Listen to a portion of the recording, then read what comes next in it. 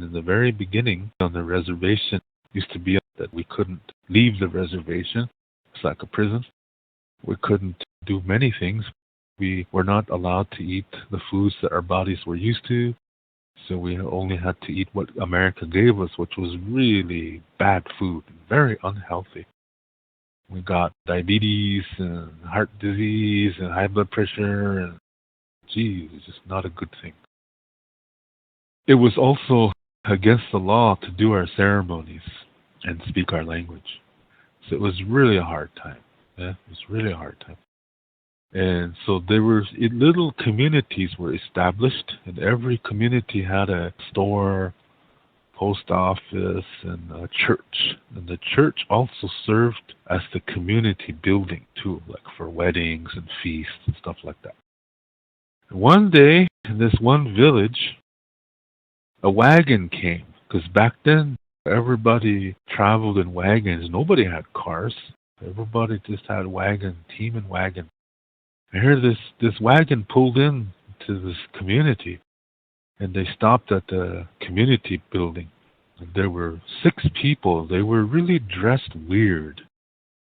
You couldn't see their faces. The women had scarves covering their faces. They wore long dresses and bonnets that women wore back in those days in the early 1900s, late 1800s. And the men wore coats, and everybody was wearing gloves, and the men had hats, and they also had like a scarf around their face too, so you couldn't see who they were. They went inside the community building, and so the people were wondering, who are they? I wonder what they're doing. And then they heard singing, and that really made them feel good, because before that, they couldn't do that because it was against the law. The song really sounded good. So they all went to the community building, and they were peeking in the windows. They're wondering, who is these guys, yeah? So they looked in there. They saw one man, he had a hand drum, and he was singing, and the woman was standing beside him. She was singing too. And they were really singing a good song, but what really shocked them was that they were dancing in a different way that they'd never seen before. The men were on the right side, and the women were on the left. And the man and woman, they had their arms around each other, and the man's left hand and the woman's right hand clasped like this. And they were doing this kind of a 2-step. And the beat was like boom, boom, boom, boom, boom, like that. And they were moving to that. And they would go 2 steps forward, 1 step back, 2 steps forward, 1 step back. They kept doing that. So they're slowly going around the room, yeah? And then at the break, when the drum goes louder, boom, boom, boom, like that, they spin around in a circle. And then they were like, wow, this is really different. They never saw dancing like this. They were just in awe. And they really thought, gee, this is nice. Yeah, this is really nice. People were just feeling good just to watch it. And then the couple that was singing, they went out the door. And the other 2 couples, they followed them, and they were still dancing like that. And then the couple that's singing, they got on the wagon. And then the other 2 couples, they got in the back of the wagon in the carriage. And then the wagon began to pull away. And the people were just astonished. They were like, wow, what is this? And then they said, who are they? They said, let's go stop them and find out. So they ran after them. And the wagon was just coming up on a hill. And when the people were getting close, the wagon stopped. And the people, suddenly, they just dropped to the floor of the wagon. And the people were really scared. What happened? It looked like they disappeared. So they ran over there really fast, and they just saw clothes on the floorboards of the wagon. And then they noticed that the clothes are moving. And they got scared. They said, what is this? Yeah, so somebody lifted up one of the clothes, and here a rabbit, big jackrabbit, jumped out. Everybody got scared because it happened just fast.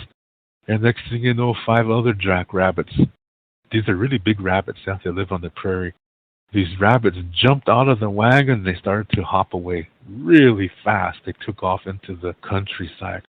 And the people were just astonished. Because, see, in the Lakota way, rabbits are involved with medicine to make you happy, to make you feel good when you're feeling down. So people eat rabbits when they are going through a difficult time. And I don't mean financially, I mean emotionally. That there's something in rabbit meat that it interacts with your body. When you eat it, it's an energy that goes inside your body and it affects your emotions. So you feel better. So rabbits are associated with good feeling medicine, feel good medicine. And see, at this time, this was a really hard time for Indians because it was basically against the law to be an Indian. It was heartbreaking because they couldn't do anything. And they saw this new dance. And so right away they got that hand drum and they got the wagon and horses and they steered it back to the community building. And one of the men who can sing really good, him and his wife, they took the position of that man and woman that were singing, yeah, that rabbit man and that rabbit woman. And they stood there, and then the rest of the people, they formed into pairs and they started doing that dance. And this couple, this man was a good singer, so he remembered the words that this rabbit couple were singing. So they started to do this, and they were doing this dance, and gee, they started to feel good. Yeah, they really started to feel good. Because even though they're going through a shitty time, and it's against the law to do all these things, it's basically against the law to be Lakota, this dance was making them feel good. And so this was a medicine. This is how they got through a very difficult time with things and activities like this. See, the rabbits knew the people were hurting. So they came to give them this song and dance so the people will rejoice, so the people will feel good. Isn't that beautiful? That we get something as lovely as that. So these songs are really pretty. Yeah, they're real pretty songs. Usually the topic is love. Yeah. And lots of times they're in English because we couldn't speak our language in those days. It was against the law. So they sang in English. And it wasn't a ceremony. So then the authorities couldn't do anything. It wasn't a ceremony. They were singing in English. So technically, it wasn't breaking any laws. That's what the rabbits gave to us to help us get through that shitty time of the early 1900s. That's a really cool story. I really like that one. I heard that long time ago, yeah. I always like to tell it because even when I tell it, it makes me feel good too. Oh, gosh. Anyway, go to YouTube and look for rabbit dance and you can see stuff like that. There are some videos of that kind of dancing. It's really nice. When you do the dance, it's really cool. I always do that when I do seminars. After lunch, I always have the participants do that to wind down, to get ready for the afternoon session. So we do that. Sometimes when the session's over for the day, they say, can we do some rabbit dancing again?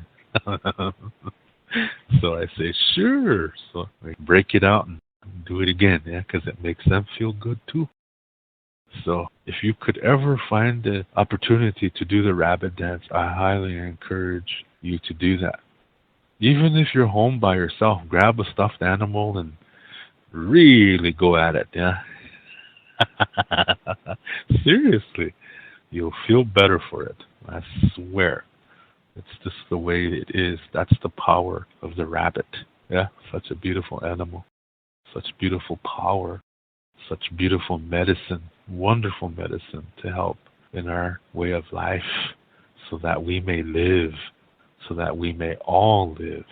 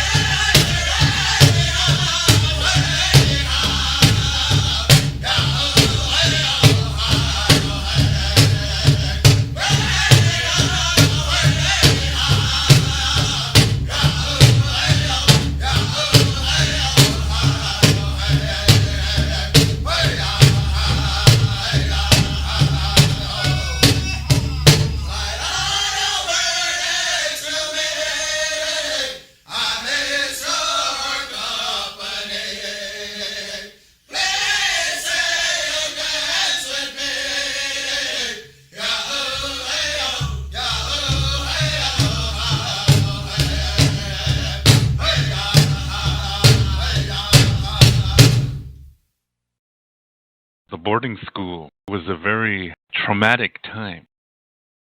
And as time went on, though, like in the 1950s and 1960s and so forth, it was still really hard. And children were still dying in these schools. But there were some instances that were kind of unique. Because one thing that natives are known for doing is adapting, to adapt to your environment, because you have to live. So you learn your environment as much as you can, and then just try to make the best of things. You see people who are in trouble, you try to help them as much as you can. So there were special bonds that were formed in these boarding schools. So they tried their best to survive in a living hell, basically. Well, one time back during the summertime, this was probably in the 1940s or so, 1940s or 1950s, and on this reservation, they were having a powwow. Lots of times people come from other reservations and people meet each other. And you might find your life partner, yeah? At a powwow. As they were nice events in those days. They weren't the big commercial events like they are today, but back then it was nice because everybody got fed. Not many places do that today. Today you have to go to a food stand and pay for food. Or if they have a chow line, sometimes it's only reserved for the singers and dancers. So the public, well, you're just out of luck. That's how a lot of powwows are today. But in the smaller communities on the reservation, those powwows are really nice because they are very community thinking and everybody eats. Yeah, everybody eats. And they start the powwow whenever it's time. So it's not really a set time, yeah? Because sometimes the summer is really, really hot.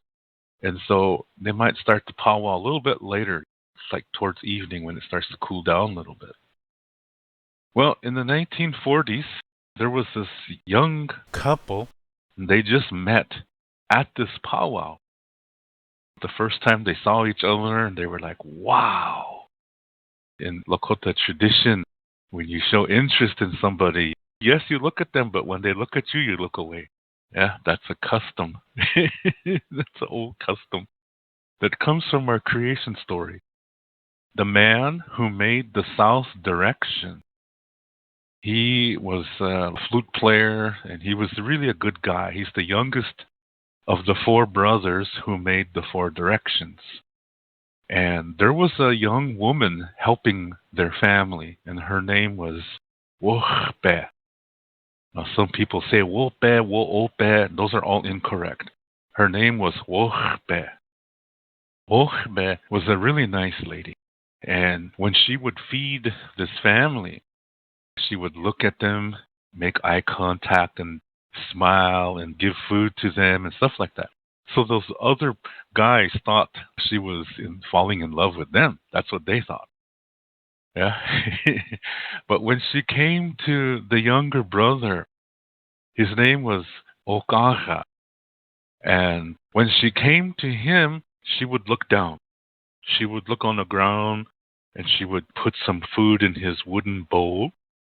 She would put a little bit food in there and here, that's for you. And then he would look down too and he would say, thank you. You know, didn't even look at each other.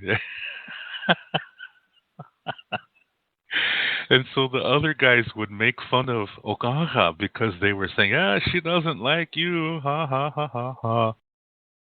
And they would fight amongst each other saying that she was in love with one of them. And sometimes in the evening, he would go up on the hill and he would take his flute up there and he would play these songs, love songs. But he was just composing, listening to nature, and he would hear a melody and he would play it through his flute. Meanwhile, down in the teepee, Wohbe is sitting inside and she's listening and she's crying. They're both in love with each other. So a big adventure happens. It's going to take a long time to tell. But part of the result was the four directions were made and we got our medicine wheel from this story. But in the end of the story, these two marry. They marry each other. And they go to the south because he made the south direction. So they go to the south and that's where they live. Wohbe is also the same woman who brought the white buffalo calf pipe to the Itazipco-Lakota people. It's a really amazing couple. And so in the ancient way, when you're taught concerning being a man and a woman, and a wife and a husband, a lot of times they use the story of Wohpe, and now he's called Itokaha. That's his name now, Itokaha. And Okaha was a really good hunter. He always provided for the family, and he was very calm. He always thought of what he was going to say before he spoke. So he doesn't just shout out whatever he's feeling. So whenever he spoke, it really carried a lot of power, a lot of meaning. And you felt good because his decision, whatever it was going to be a good decision. He was a wise man. And Wohpe was very similar in a way too. She is a very wise woman, and this is a really nice couple. So when Lakota couples would get married, they would tell the story of Wohpe and Okaha, Itokaha. They would tell the story so that we remember them and we honor them by living healthy lives. That we try to live as healthy as we can, helping one another, learning from one another. That's how we love one another. Okay, now let me get back to this couple in the 1940s. This young man and young woman, they met at a powwow and they followed the same example. They would look at each other, and then if one of them looks back, the other one looks down. They don't want to, they act like they're kind of not interested in each other. See, this is the old tradition. When you got the hots for somebody, you don't look at them. It's just the opposite today, yeah? Anyway, so this couple, they would come close to each other, but then they would avoid each other. They would go out of their way to avoid each other. They'll walk right in front of each other just to turn their backs on them. They're showing each other that they're interested in each other. So this young couple finally talked the last evening of the powwow, because they're usually 2-3 nights on the weekend. The last evening, which was Sunday, they finally talked. And then they walked around the dance arena for a while, and they went. They had to go back to their homes, and they didn't know if they were going to see each other again, but they got to talk to each other. They held each other's hands. They hugged each other, and they kissed each other, and they were so happy. Well, the next weekend was another powwow in a different reservation. And so he was excited to go to hear some singing and dancing and good food. And lo and behold, there she was. And they were so happy to see each other. And it turned out this is what happened the whole summer. Every summer they went to a powwow, they ended up being at the same one, because there's usually several powwows every weekend in different locations. But this summer they kept running into each other at every powwow. And every time they were with each other, they fell deeper and deeper in love with each other. And then school was coming, boarding school. Because she was from a different reservation, she was going to another school than his. So they're several hundred miles apart. And he was sad because he's not going to see her until maybe Christmas. It's a long time in teenage years. Yeah. So it was evening time, and the girl said, "Let's choose a star." So they were looking up into the sky, holding each other, and she said, "I like that one there." And he said, "Okay." So she said, "Let's call that our star." So he said, "Okay." So she said, "When I go to bed at school, I'll look out the window and I will look at that star. And you do that too. So he said, okay. And then you say these words. You're so far away. You're so far away. When I close my eyes, there you are. There you are. So beautiful to me. He said, okay, I'll say that. So when they had to go back to school, that's what they would do. Every evening, she would go to the window of her building and look for that star. And then he would do that too. He would look at that star too. And so they promised each other to do this at a certain time. And this is the song they sang to each other when they were several hundred miles apart. As they were looking at their star, they were singing this song.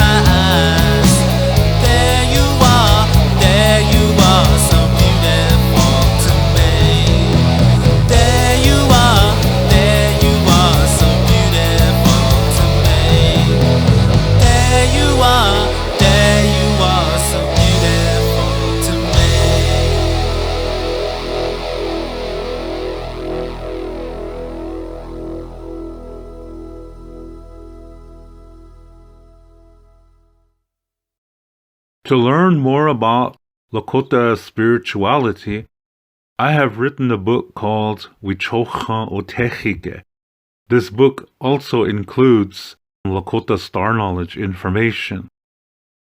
All the videos that I make, which are about Lakota spirituality, Lakota star knowledge, and cultural information, are based on this book. This book costs 99 American dollars, and this price includes the shipping cost as well as a tracking number. And to learn more about Lakota language, I have written a Lakota language book called Shante Etan Owoglake, speaking from the heart. And all my Lakota language videos are based on this book. This book cost 119 American dollars, and this price includes the shipping cost as well as a tracking number. I also teach online, and I give spiritual consultations as well. The price for these sessions are 35 American dollars an hour. If you are interested in any of my services and products, you can send payment via PayPal to my email address, which is hehaka7@yahoo.com. That's HEHAKA,